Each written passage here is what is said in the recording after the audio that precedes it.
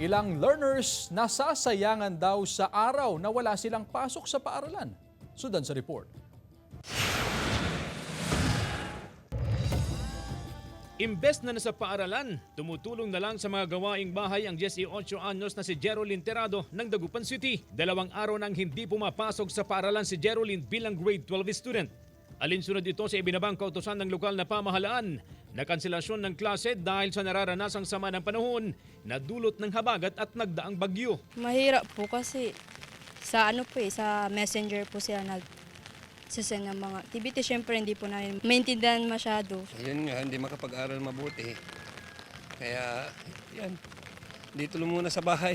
May kabuuang mahigit 170 araw ang bilang ng school calendar ngayong school year 2024-2025. Nasa transition period kasi para bumalik na sa old school calendar.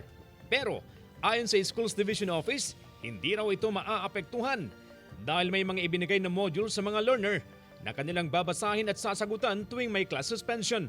Yun nga lang, aminado ang tanggapan na hirap silang i-monitor ang mga learner sa ganitong sitwasyon. Like checking kung, are you working on module, so and so. And of course, may mga outputs tayo na pinapasubmit sa kanila when they get back to class. Nagsimula ang klase noong July 29 at magtatapos sa April 15 sa susunod na taon.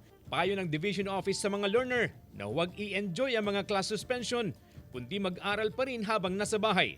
Kailangan din daw ang gabay ng mga magulang sa pag-aaral ng kanilang mga anak.